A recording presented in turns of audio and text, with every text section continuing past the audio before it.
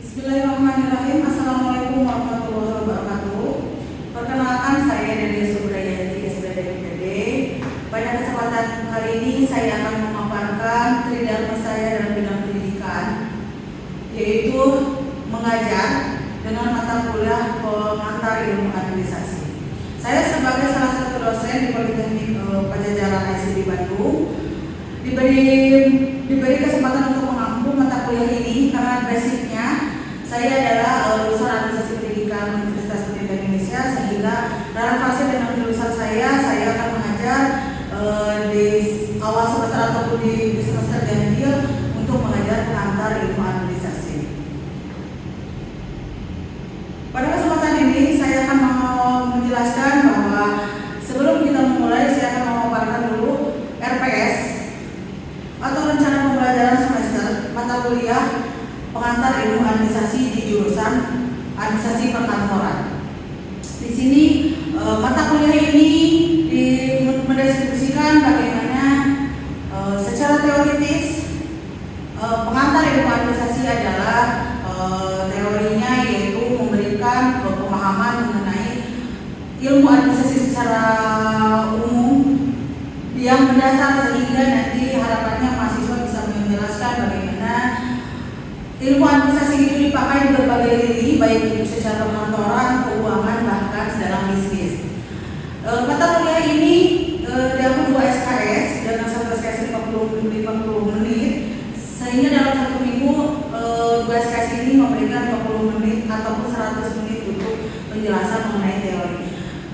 Di dalam RPS ini nanti ada evaluasi, secara evaluasi ada UTS dan UAS dengan pertemuan 14 secara tatap muka dan 16 secara ujian UTS dan UAS. Di sini sesuai dengan capaian pembelajaran prodi yang akan dibebankan pada mata kuliah ini.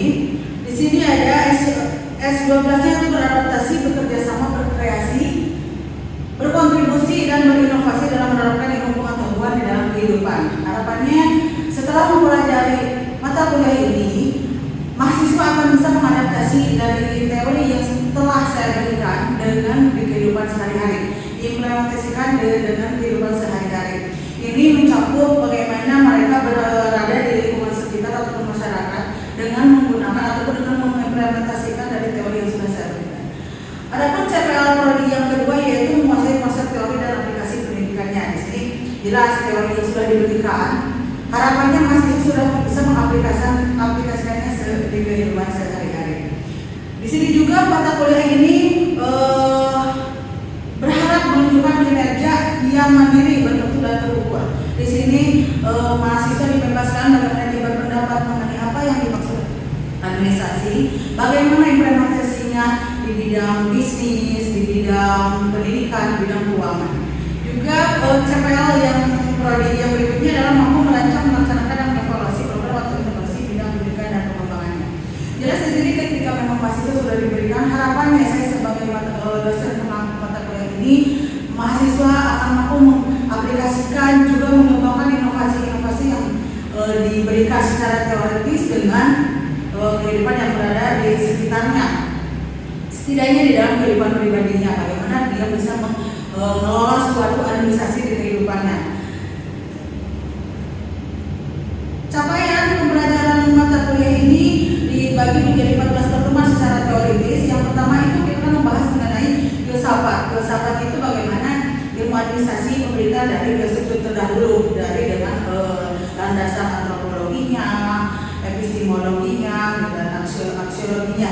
Jadi dimulai dari filsafatnya, sejarahnya, perkembangan ilmu administrasi baik itu secara seni maupun secara ilmu.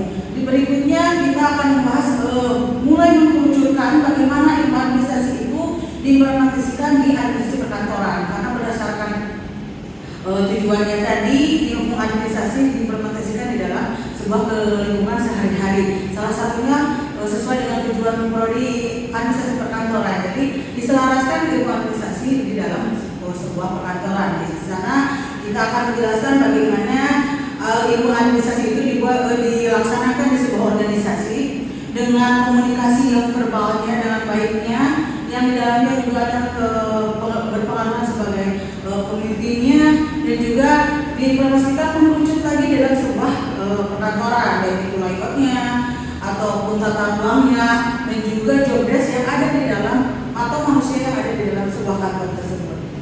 Harapannya dari beberapa tujuan dan CPMK tersebut, mahasiswa bisa mengapresiasikan ataupun mengaplikasikan ilmu administrasi yang telah dibuatnya itu dalam kehidupan sehari-hari.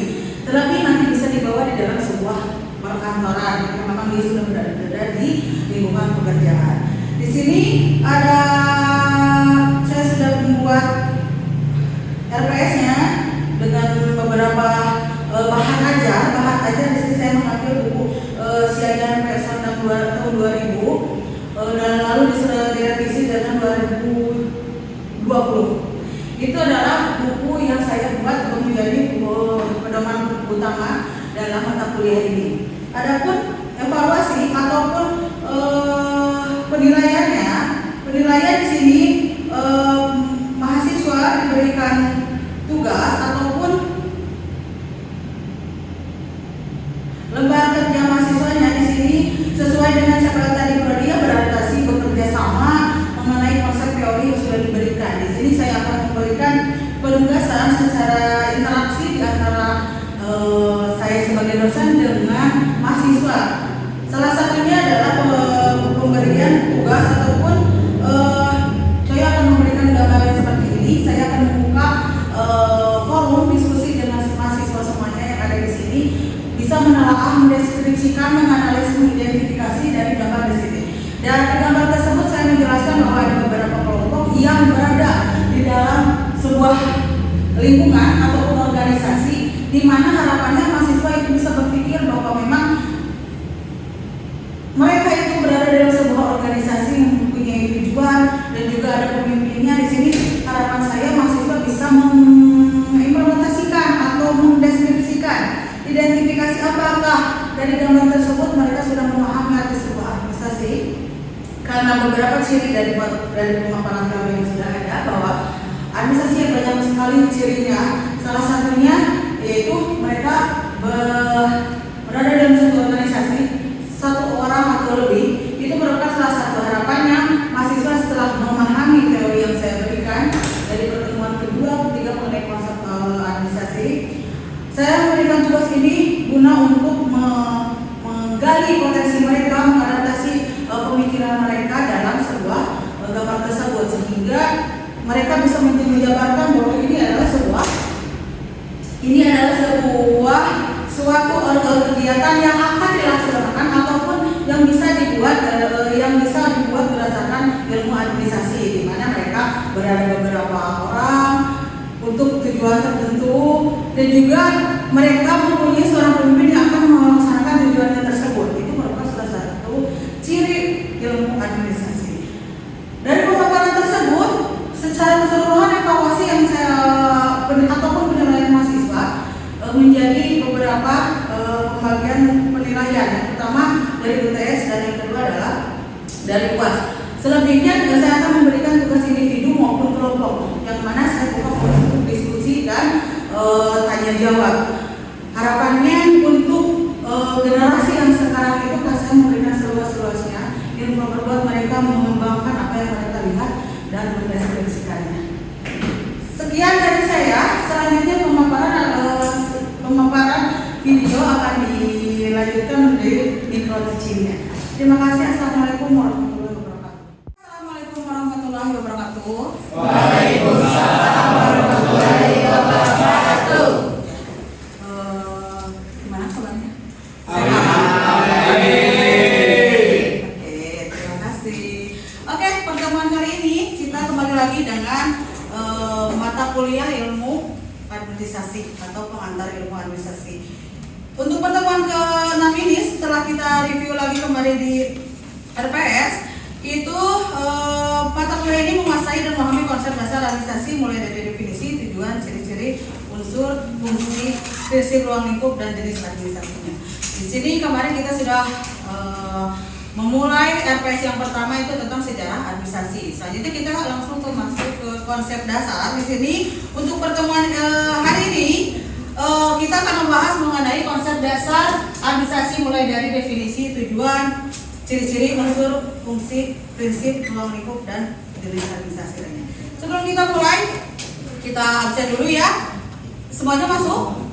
Masuk. Ada berapa orang di sini? 20 orang. Oke, masuk semua. Tandanya kalian sehat-sehat ya. Untuk pertemuan hari ini kita mulai dulu secara teori. Nanti saya akan memberikan interaksi. Saya akan kasihkan beberapa slide. Nanti kalian kita bedah ataupun kita diskusikan apakah itu sesuai dengan apa yang kita ingin capai di pertemuan hari ini. Di sini sebelumnya RPS-nya untuk rencana pembelajarannya kita sudah kupas di minggu kemarin. Nah, ini kriteria penilaian. Kriteria penilaian di sini aktivitasnya saya akan mulai 10%. Tugasnya 30%, puasnya 30%, kehadiran 10%, UTS 20%. Di sini intervalnya dari A sampai E. Nah, di sini kalau bagi mahasiswa yang full itu bisa mendapatkan nilai A dengan ketentuan UAS dan UTS-nya bagus. Kalaupun memang masih di B, diharapkan interaksi di kelasnya itu ditingkatkan. Oke. Di sini kita mulai saja. Ada definisi tentang administrasi. Kemarin kita sudah membahas mengenai sejarahnya. Sejarah administrasi itu kenapa harus ada, dari mulai abad berapa sampai mereka masuk ke Indonesia. Di sini ada beberapa ahli. Yang pertama John Terry. Kalian harus mulai memahami kalau di administrasi perkantoran itu atau di manajemen perkantoran itu tidak akan jauh dari ahli-ahli ini. Sandang Pesiagian, George Terry itu adalah merupakan ahli-ahli di bidang administrasi dan manajemen. Gitu. Salah satunya, menurut George Terry, administrasi adalah pengendalian, pengorganisasian kerja serta mobilisasi mereka yang menerapkannya untuk mencapai tujuan yang ditetapkan. Menurut Sandang Pesiagian, administrasi adalah keseluruhan proses kerjasama antara dua orang atau lebih berdasarkan rasionalitas tertentu untuk mencapai tujuan yang telah ditetapkan. Itu ada clue-nya ya. Yang pertama itu adalah mencapai tujuan. Jadi administrasi itu adalah clue-nya. Yang pertama itu adalah mencapai tujuan. Jadi harus punya tujuan. Kalau kalian punya tujuan hidup? Ya. Ada yang nggak punya tujuan hidup? Ada? Ada. Kalau ada. Kamu nggak punya tujuan? Kalian pun bersekolah di sini atau kuliah di sini harus punya tujuan ya. Ada yang tujuannya terlalu tinggi gitu atau misalkan mimpinya tinggi. Ada juga memang tujuannya ya saya ingin belajar aja gitu. Itu yang penting punya tujuan gitu pun administrasi hidup berada di kehidupan kita gitu. Jadi yang pertama itu kita harus punya tujuan. Yang kedua clue-nya apa? Ada tahu ini dari siaga? Kerjasama. Berarti harus ada berapa orang? Kalau kerjasama itu harus seorang apa beberapa orang?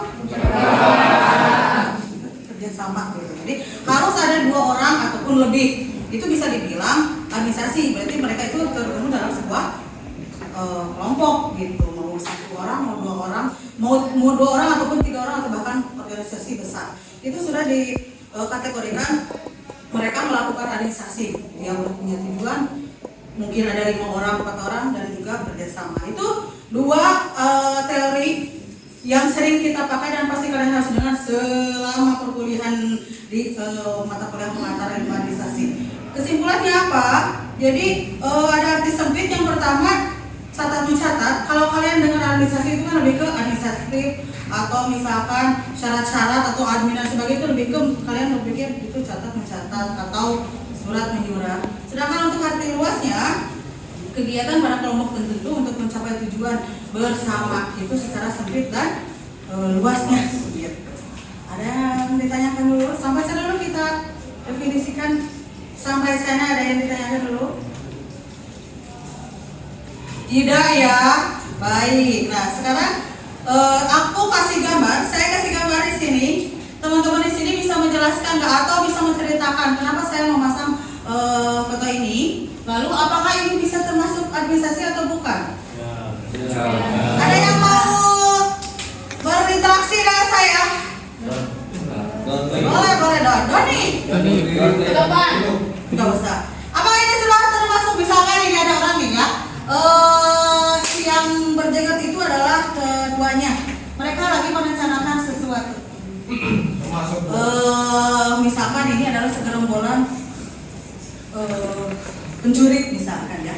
Nah, mencuri ini mereka sudah merencanakan mencuri dan itu ketuanya. Apakah itu sudah termasuk organisasi atau belum? Sudah. Kenapa? Karena di dalamnya terdapat 2 orang kronik dan terlihat di gambar tersebut seseorang dari gambar tersebut itu sedang bekerja sama untuk mencapai tujuan. Tadi tujuannya mencuri dan di dalamnya juga terdapat seperti struktur Bu. Ada ketua dan ada anggota yang sedang bekerja sama bersama-sama untuk mencapai tujuan yang sama. Yang dia itu tadi tujuannya apa? Tujuannya mencuri. Ini termasuk organisasi. Good job, bro. Ada lagi siapa yang mau cara-cara? Ini sudah termasuk organisasi atau bukan? Boleh? Ayo, siapa aja masuk? Dimas. Dimas. Enggak. Siapa lagi? Ini termasuk nggak? Atau misalkan kata Dani ini benar atau enggak? Menurut kalian benar atau enggak? Benar ya. Jadi ini kalau misalkan saya ceritakan ini adalah sebuah organisasi yang punya pimpinan, yang punya tujuan dan mau merencanakan sesuatu dengan tujuan tertentu, itu sudah termasuk organisasi. Walaupun memang ini saya ceritakan tadi tentang pencurian itu di jalan yang negatifnya gitu, tapi itu merupakan sebuah organisasi gitu. Baiklah, itu mungkin pertemuan hari ini. Saya harap untuk pertemuan ke depan kita akan mempelajari mengenai unsur-unsur dan manfaat dan tujuan dari apa itu administrasi, dan juga administrasi di sekeliling kita itu apa saja sih, dan mulai pendidikan, administrasi keuangan, apa itu sama konsepnya dengan administrasi yang secara publik. Ada lagi pertanyaan? Kalau tidak ada, saya tutup untuk pertemuan hari ini. Nanti saya kasih tugas mengenai di rumah bagaimana kalian memanage administrasi di rumah gitu. Apakah rumah itu termasuk administrasi atau tidak? Rumah keluarga itu termasuk, rumah keluarga kalian itu termasuk administrasi atau tidak? Nanti kalian saya tugaskan dituliskan di folio saja bagaimana kalian mendeskripsikan rumah kalian itu apakah sebuah organisasi atau bukan. Ya, paham? Paham. Saya harap pertemuan ini bisa memberikan kalian manfaatnya mengenai teori yang saya berikan dari awal ya. Terima kasih atas perhatiannya. Assalamualaikum warahmatullahi wabarakatuh.